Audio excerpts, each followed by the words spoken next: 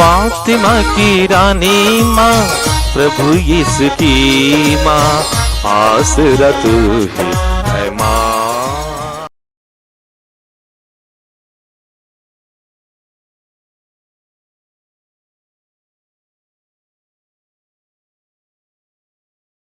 पहला पाठ संत योहन का पहला पत्र, अध्याय 1, पद संख्याएं 5 से अध्याय 2 का पद संख्या 2 तक।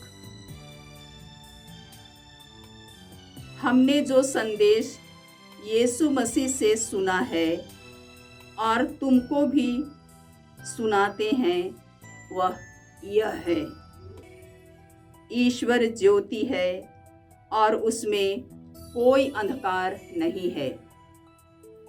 यदि हम कहते हैं कि हम उसके जीवन के सहभागी हैं किंतु अंधकार में चल रहे हैं तो हम झूठ बोलते हैं और सत्य के अनुसार आचरण नहीं करते। परंतु यदि हम ज्योति में चलते हैं जिस तरह वह स्वयं ज्योति में है, तो हम एक दूसरे के जीवन के सहभागी हैं और उसके पुत्र यीशु का रक्त हमें हर पाप से शुद्ध कर देता है।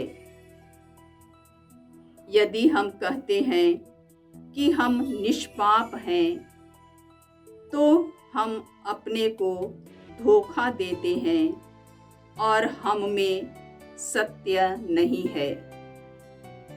यदि हम अपने पाप स्वीकार करते हैं तो वह हमारे पाप क्षमा करेगा और हमें हर अपराध से शुद्ध करेगा, क्योंकि वह विश्वसनीय तथा सत्य प्रतिज्ञा है।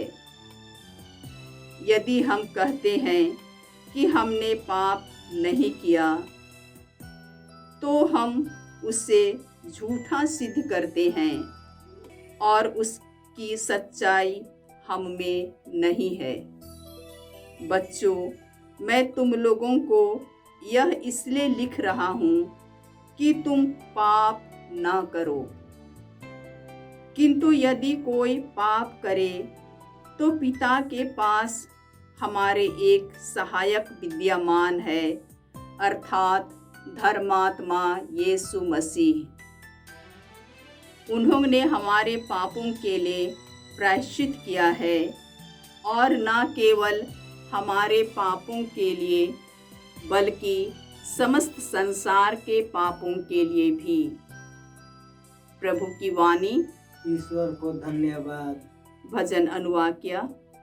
हमारी आत्मा पक्षी की तरह बहेलिए के फंदे से निकल गई है। हमारी आत्मा पक्षी की तरह बहेलिए के फंदे से निकल गई है। यदि प्रभु ने हमारा साथ नहीं दिया होता, तो जब लोगों ने हम पर चढ़ाई की और हम पर उनका क्रोध भड़का, तो वे हमें जीवित ही निगल गए होते। अनुवाक्य। हमारी आत्मा पक्षी की तरह बहेलिए के फंदे से निकल गई है। हमारी आत्मा पक्षी की तरह बहेलिए के फंदे से निकल गई है। बाढ़ हमें डुबा ले गई होती, जलधारा ने हमें बहा दिया होता और चारों ओर उमड़ती लहरों में हम डूबकर मर गए होते। अनुवाक्य। हमारी आत्मा पक्षी की तरह बहेलिए के फंदे से निकल गई है। हमारी आत्मा पक्षी की तरह बहेलिए के फंदे से निकल गई है। देखो, फंदा टूट गया है और हम बच गए। प्रभु का नाम ही हमारा सहारा है। उसी ने स्वर्ग और पृथ्वी को बनाया है। अनुवाक्य। हमारी आत्मा पक्षी की तरह बहेलिए के फंदे से निकल गई है। हमारी आत्मा पक्षी की तरह बहेलिए के फंदे से निकल गई है। जय घोष। आलेलुया, आलेलुया। हे ईश्वर, हम तुझे धन्य कहते हैं, हम तुझे प्रभु मानते हैं। हे प्रभु, शहीदों का भव्य समुदाय तेरा गुणगान करता है। हालेलुया।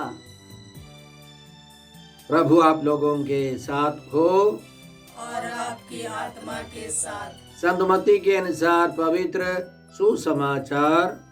हे प्रभु तेरी महिमा हो।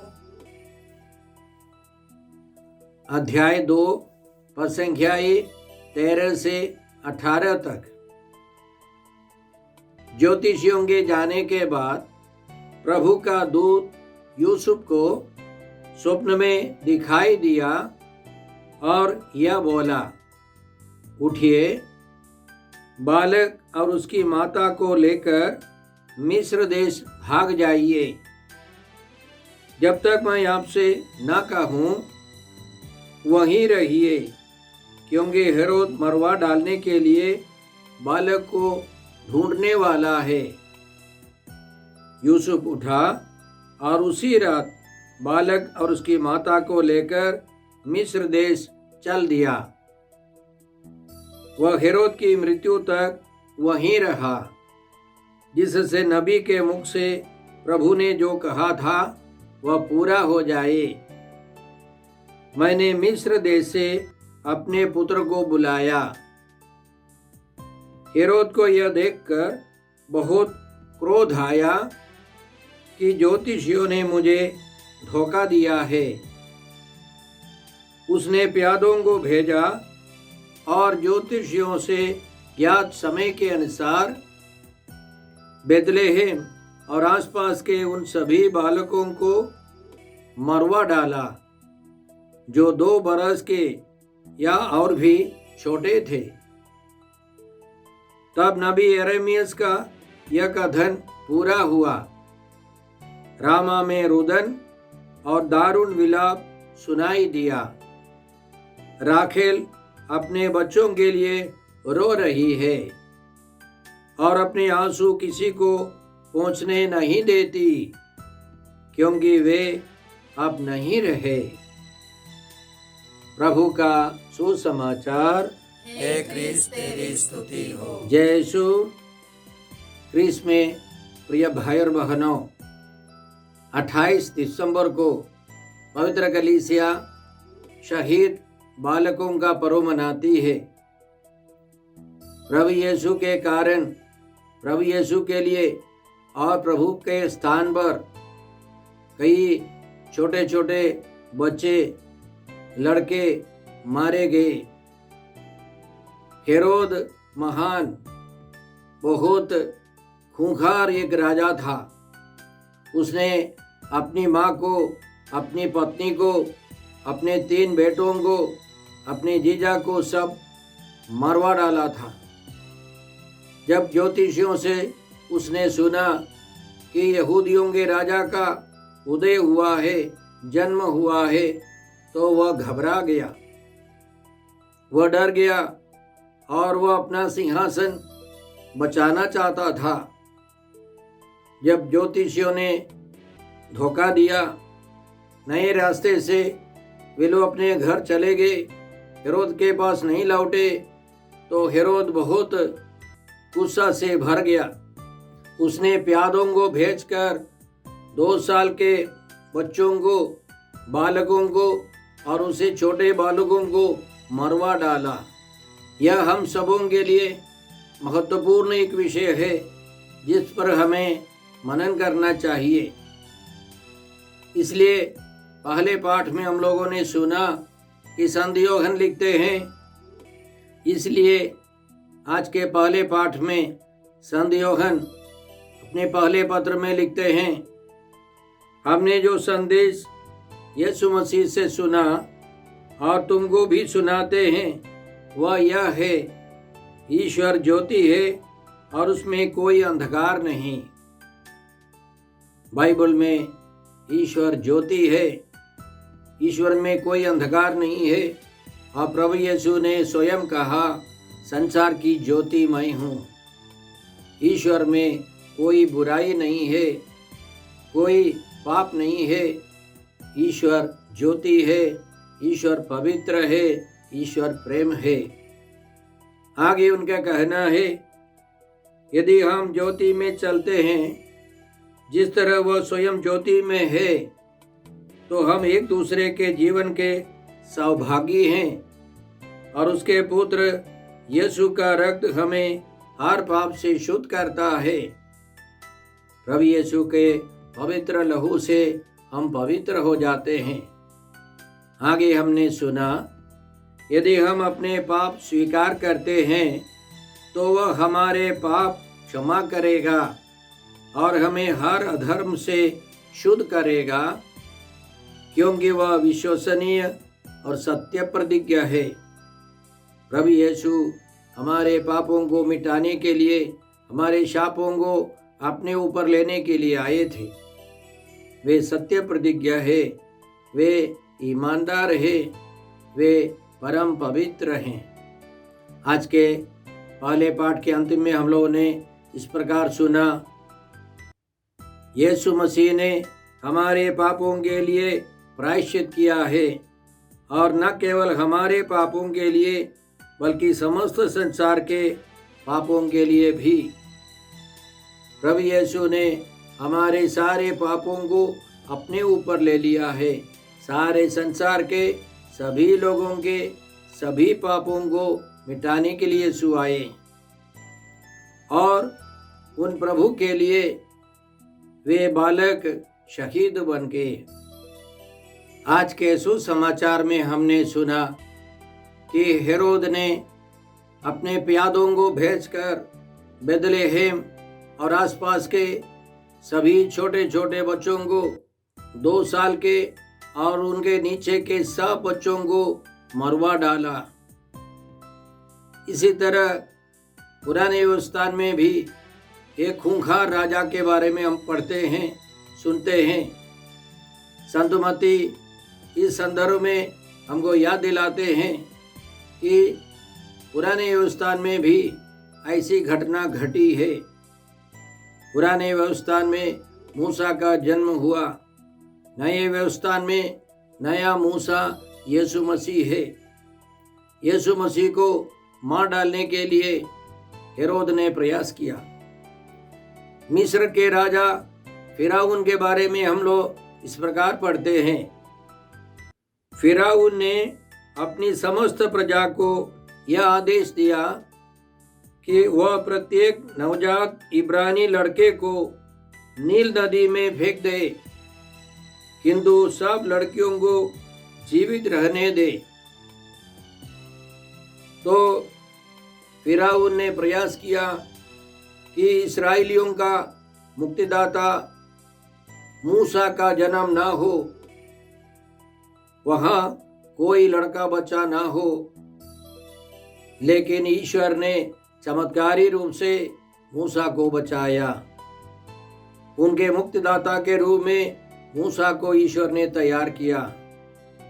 उसी तरह बाद में यीशु के समय हेरोद ने प्रयास किया कि मुक्तिदाता यीशु मसीह यहूदियों के राजा को समाप्त करना है, लेकिन वह सक्षम नहीं रहा।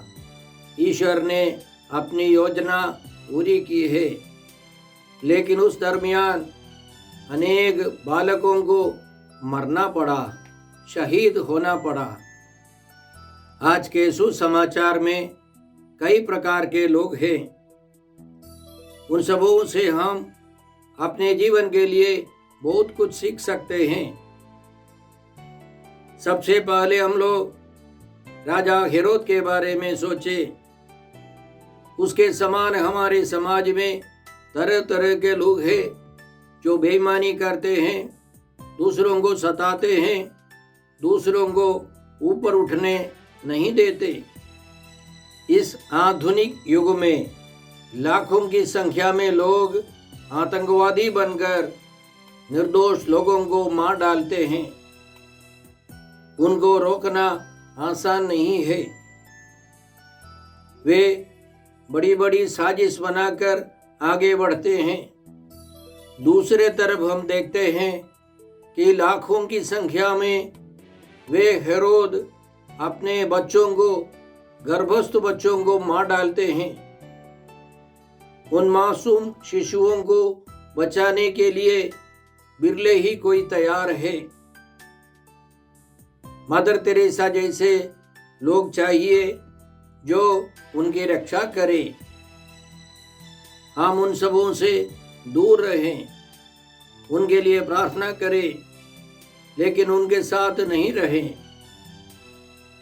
दूसरा है ज्योतिषी लोग।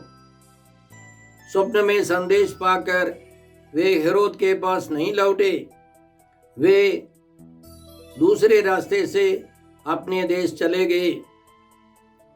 उसी तरह हम सबों को बुरे लोगों से दूर रहना है, एक नया रास्ता लेकर स्वर्ग जाना है, पवित्र जीवन बिताते हुए स्वर्ग जाना है।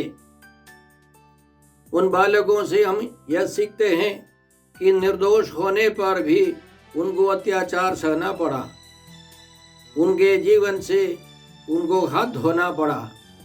उसी तरह निर्दोष होने पर भी समय समय पर हमको अत्याचार अन्याय सहना पड़ेगा, क्योंकि इस दुनिया में बहुत सारे लोग बेईमान हैं। यह पाप से भरी एक दुनिया है। कई लोग बुरे प्रभाव से, बुरी शक्तियों के प्रभाव से जीवन बिताते हैं, तो निर्दोषों को जेल जाना पड़ता है, अत्याचार सहना पड़ता है, मरना पड़ता है, प्रभु के लिए, समाज के लिए शहीद बनना पड़ता है। हम ये भी पढ़ते हैं कि उन बालकों की माँ रोती हैं, माता पिता को बहुत कष्ट उठाना पड़ा, विशेष करके उनकी माताओं को बहुत रोना पड़ा। वे अपने आंसू रोक नहीं सकती थी। कई माता पिता अपने बाल बच्चों के दुखों के कारण, अन्याय अत्याचार सहने वाले पुत्र पुत्रियों के कारण कई माता पिता दुखी हैं। 2 सप्ताह पहले एक बुजुर्ग महिला फोन करके मुझसे कहती है, फादर मेरे लिए प्रार्थना कीजिए, मेरा बेटा जेल में है, मैं एक विधवा हूँ, मेरे 2-3 और पुत्र हैं जो मेरी बातें नहीं मानते।